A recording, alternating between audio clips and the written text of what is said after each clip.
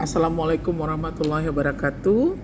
Hari ini saya akan menyampaikan materi via video yang saya unggah atau saya upload ke channel YouTube sehingga kalian bisa mengaksesnya melalui link yang akan saya share di grup WA ataupun di Google Classroom ya. Nah, kita hari ini atau minggu ini kita akan cerita bagaimana taktik perencanaan media ya. Taktik perencanaan media itu adalah bagian dari bagaimana seorang media planner bisa placement iklan atau memplacement produk dalam bentuk media penyiaran ya ataupun di media cetak sehingga bisa sesuai dengan rencana promosi dari pihak pemilik brand atau pemilik produk. Nah, ada 7 faktor yang mendasari media planning ya. Ada 7 faktor yang mendasari media planning. Pertama itu adalah size of advertising budget. Jadi anggaran bisa membatasi media plan atau media plan digunakan untuk mengagak-agak ya, mereka-reka ataupun memperkirakan anggaran yang akan digunakan. Nah, berikutnya ada media discount structure. Jadi kalau kita sudah menganggarkan budget untuk promotion untuk sebuah produk, berikutnya apa yang harus dilakukan oleh media planner? Memikirkan, meskipun kita sudah tetapkan anggaran, kita pikirkan juga ada diskon ya. Jadi baik media masanya sendiri seperti televisi, radio, koran, majalah dan lain-lain. Media agency atau agensi periklanan juga punya diskon. Jadi setiap media atau vehicle katanya mempunyai struktur diskon yang berbeda-beda. Kenapa? Karena masing-masing program itu punya level-level sendiri sesuai dengan hasil survei atau rating. Ya, berikutnya struktur diskon itu biasanya digunakan untuk keuntungan bagi pihak media planner. Nah, biasanya seringnya kesalahan terjadi di media planner adalah mengejar diskon sebesar-besarnya di sebuah program atau media, tapi tidak memperhitungkan ini efektif nggak. Ya. Kenapa gitu media kasih diskon Bu gitu ya. Nah, setiap media itu kan punya rate ya, punya dalam media profile ataupun company profile-nya mereka sudah punya media rate. Jadi ada harga yang sudah ditetapkan untuk produk ataupun untuk waktu tayang atau slot di medianya masing-masing. Nah, namun itu tidak bisa di-generalisir. Itu hanya perlu mereka pakai di company profile-nya. Nah, untuk program-program tertentu yang dirasakan masih kurang peminatnya, masih kurang level ratingnya, nah biasanya di situ bermain diskonnya. Nah, selain juga ingin mengenalkan programnya kepada pemirsa maupun pengiklan, diskon itu juga biasanya diperlukan untuk yang menservis kita sebagai media planner gitu. Jadi agar media plannernya tetap mau beriklan di media tersebut ya. Nah, pancingan-pancingan seperti ini yang sering kali media plannernya silap ya, terjadi kesalahan. Letakkan di sana ajalah, letakkan ajalah di program on the spot. Program itu kan memang iklannya dikit, pasti harganya murah. Dari rate-nya umpamanya 1 menit itu 10 juta, pasti kita dikasih diskon sekian persen kan gitu. Untung. Iya untung, tapi karena tahu itu program masih sedikit penontonnya, karena itulah level ratingnya masih rendah sehingga orang kurang minat pasang iklan di situ. Nah ya, jangan berlomba-lomba di sana. Disitulah sering kesalahan dari media planner. Nah, dalam media diskon structure ini ada banyak contoh diskon ya. Ada banyak contoh diskon, bisa dilihat dari layar yang sudah saya upload ke Google Classroom. Ini contoh bonus sistem regular SIM ya, regular scheme ya. Satu sistem bonus. Nah, ini dia contohnya. Jadi ada harga iklan bertotal bayar 100 juta umpamanya. Nah, biasanya diskon itu dikasihkan 20%. Berarti 100 juta dituliskan di rate harganya, tapi kita bayarnya cuma 80 juta karena diskonnya 20% gitu kan. Nah, ada program yang mendapatkan bonus-bonus tertentu. Ya, ini istilahnya ada platinum 45%, ada program bonus gold 65%, ya ada. Nah, nanti ini bisa dihitung dia kumpulkan, namanya gross ya dalam jumlah kasarnya. Jadi kalau 100 juta tadi kena diskon 45%, berarti besaran itunya kan 45 juta ya kan, itunya diskonnya gitu loh. Jadi sisanya kita bayarnya berapa kan kita 100 juta kurang 45 juta, berarti kita cuma bayar 55 juta. Ini salah satu contoh dari discount structure ya, namanya regular scheme.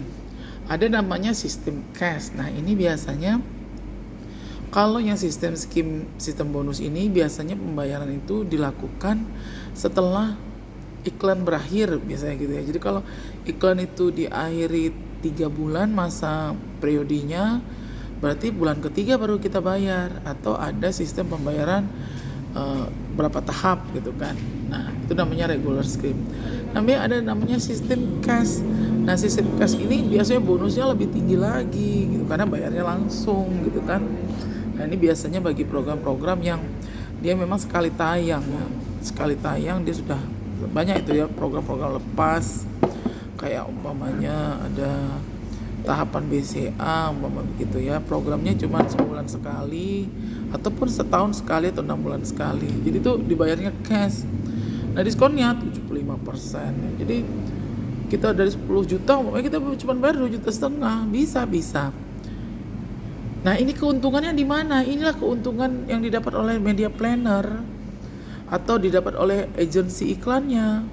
Makanya agensi iklannya bermainnya di mana? Dari selisih harga. Karena harga yang diberikan itu kan, yang dipublish itu adalah harga yang menurut company profile-nya itu, disitulah disebutkan harga rate mereka. Nah, nanti disinilah gunanya media planner. Ya, pintar-pintarnya kita juga di sini. Kalian pun nanti pintar-pintarnya di sini. Bisa mendapatkan diskon dan kalian bisa prediksi dan kalian bisa perhatikan. Nanti kita lihat faktor-faktor untuk apa ya. Saya ulang lagi kuliahnya. Nah, berikutnya adalah sistem gabungan, namanya sistem bonus dan cash. Nah, ini ada diskon-diskonnya ya. Jadi umpamanya sistem cashnya itu 10%, ya dapat bonus cashnya 10%, tapi dapat lagi bonus iklan dari agensinya 20%, jadi tambah-tambah akhirnya jadi bayarnya cuma 72 juta. Nanti kita hitung-hitungnya, tapi ini gambarannya. Nah, berikutnya ada contoh diskon beberapa. Jadi ada satu produk ya, ada kampanye. Jadi ada klien namanya klien A, ya kan? Klien A itu punya budget 500 juta. Dia memilih 200 jutanya dia akan bayar cash, minta diskonnya, dan sisanya 300 juta dia akan gunakan untuk CPRP garanti, artinya sistem pembayaran gabungan. Jadi ada beberapa stasiun televisi yang dipesannya 300 juta itu gitu kan. Nah, itu biasanya CPRP ini dia artinya adalah perjanjian yang akan dilakukan selama 1 tahun. Jadi 300 juta itu dia gunakan untuk pesanan selama periode tertentu, ya periode tertentu, umpamanya 1 tahun. Nah, istilahnya ada namanya forecast. Nah, bagaimana contohnya? Gini contohnya ya. Jadi ini klien A gitu ya, ada budgetnya. Nah, ini kalau yang CPRP, ini contoh CPRP ya, ini contoh CPRP. Kalau tadi yang di CPRP kan 300 juta, artinya apa? Dia dipesankan 300 juta itu dipakai selama setahun. Selain itu ada juga contoh yang lain gitu. Contoh yang lain ada beberapa klien kita pakai CPRP untuk pemakaian selama 1 tahun. Nah, jadi satu orang media planner punya klien ada 3.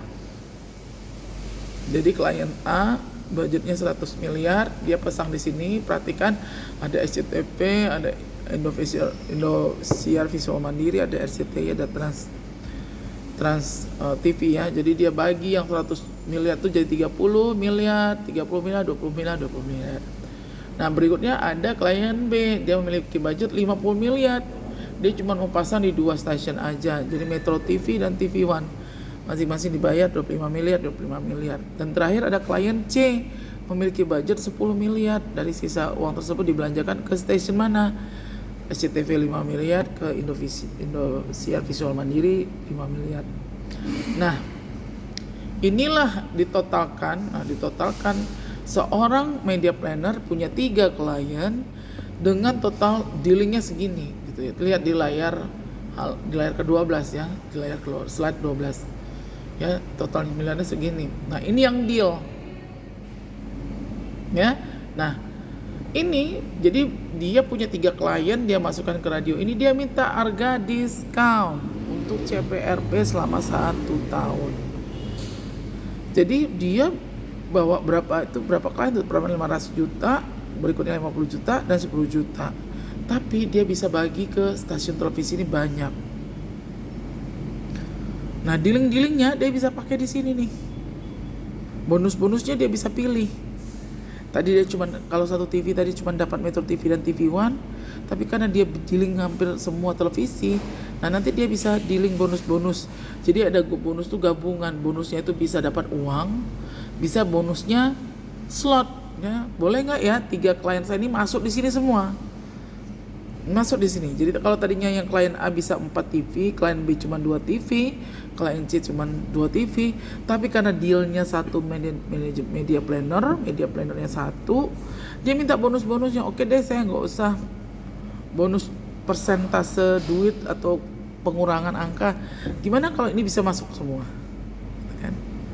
Nah, kok mau digituin, Kak, Bapak Ibu? Iya, biar dia dianggap media planner yang baik hati gitu kan. Toh dia udah dapat diskon juga. Harga dia sebenarnya kan dia sudah dapat harga yang lebih dari apa tadi? Dari yang sudah dapat presentasinya kan, dia sudah dapat presentasi agensi iklannya sebelumnya. Atau malah sudah dapat sampai hampir berapa juta tadi ya? Hampir 600 juta dia dapat masukan, dia minta diskon lagi, tapi bisa diputar di semua televisi itu lebih menarik lagi gitu kan. Jadi dia rangkul 3 kliennya, semuanya bayarnya lumayan gede. Nah, dia minta bonus diskon dan bonus bisa diputar di semua stasiun. Nah, itu dia contohnya. Itu namanya taktik ya, yang kita bilang taktik. Nah, plan yang dibuat berdasarkan periode campaign atau jenis program yang diinginkan. Iya, nanti kita bikin plannya, contohnya. Nah, plan dibuat tentunya ketika kampanye itu akan berjalan ya. Ini contohnya pihak media agency memberitahukan media program plan klien itu dari 2 Agustus hingga 2 Desember 2008 untuk campaign kepada pihak stasiun. Berikan stasiun agency. Oke, lalu media agency diminta dibuat oleh plan CPRP.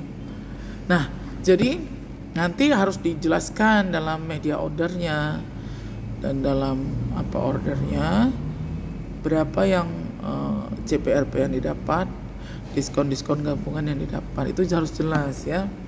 Ini jelas untuk slide ke-13. Nah, berikutnya apa yang menjadi yang menginfluence media plan adalah menetapkan jadwal media. Jadi harus ada jadwal mengatur waktu kegiatan promo berdasarkan kemungkinan potensial pembeli yang tinggi.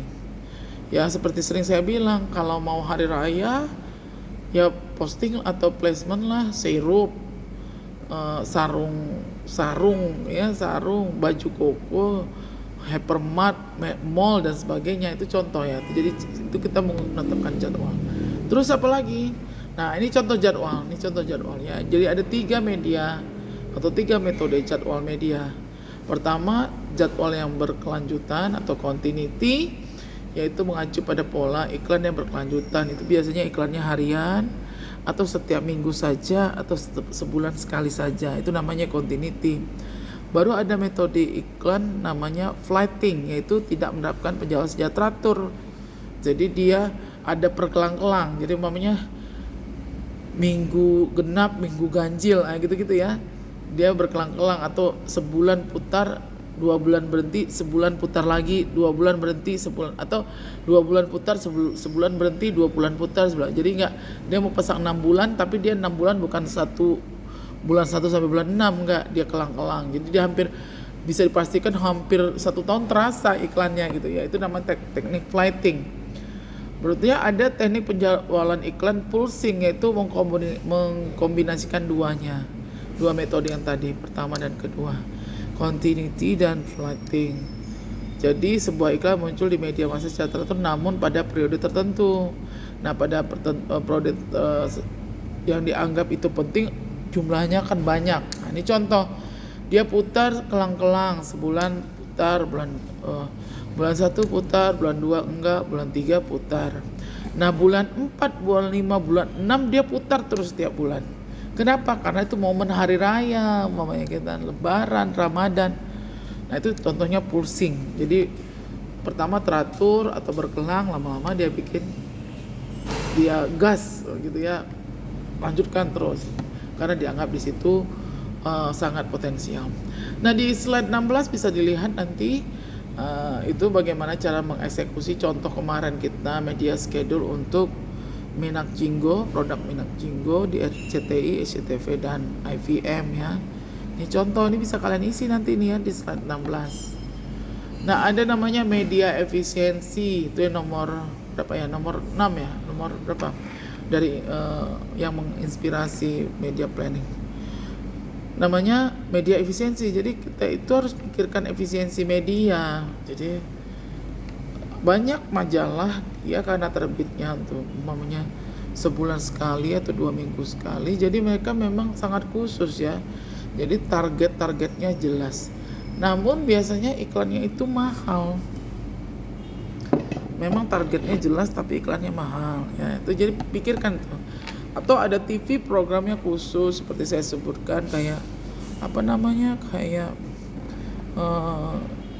satu sinetron yang dianggap viral itu juga menarik ya tapi mahal gitu. Jadi perhatikan, banyak penontonnya mahal. Jadi kalian harus tahu efisiensinya di mana. Terakhir adalah competition.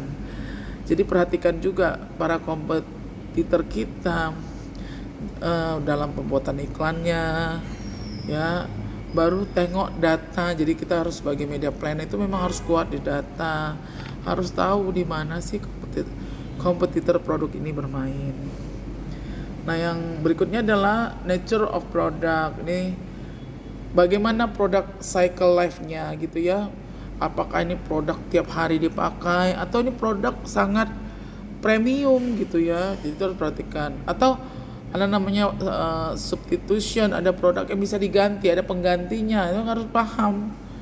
Jadi nature of produknya kita sebagai media planner harus paham. Berikutnya ada produk fitnya atau ada komplement. Jadi ada produk A, umpamanya beli A dapat B gitu, dapat benda B. Padahal beda produk gitu. Nah, ini ada nggak dia komplement namanya ya. Ya, pada saat kita mengkampanyekan atau mempromosikan itu harus kita pahami gitu ya. Berikutnya ada family brand or individual brand. Nah, ini harus kamu perhatikan bahwa ini adalah produk untuk keluarga. Ada produk yang sangat individu atau personal. Jadi biar tahu inilah contoh-contoh jati diri produk yang harus kalian pahami sehingga pada saat placement iklannya kamu harus paham di mana itu akan dilakukan. Nah, yang terakhir untuk ini adalah promotion mix ya. Promotion mix itu taktik ya. Jadi media planner juga harus memikirkan tidak hanya campaign di media saja ya, juga harus bisa memikirkan itu, berdiskusi dengan departemen lain ya, departemen event atau apa. Jadi tidak melulu di media plan. Seperti Minak Jinggo kemarin yang sudah saya sebutkan. Dia sebenarnya placement iklannya tidak dalam bentuk iklan, dia cuman expose event aja gitu ya. Nah, ini bagian dari promotion mix. Jadi apakah kita memang melulu memutarkan iklannya ataukah kita adalah mempromosikan atau mengkampanyekan event yang akan berlangsung. Jadi di mana kegiatannya, di situ sebenarnya. Jadi bukan iklan produknya. Oke. Sampai di sini dulu materi kita yang minggu ini. Insya Allah minggu depan kita bisa bertemu dalam video conference. Pelajari lagi karena materi ini akan berlanjut dengan sesi berikutnya. Terima kasih atas perhatian kalian. Kalau ingin ada yang ditanyakan silahkan bertanya melalui WA group ya, melalui WA group. Nanti akan saya jawab melalui voice note. Terima kasih atas perhatiannya. Wabillahi taufiq wa hidayah. Assalamualaikum warahmatullahi wabarakatuh.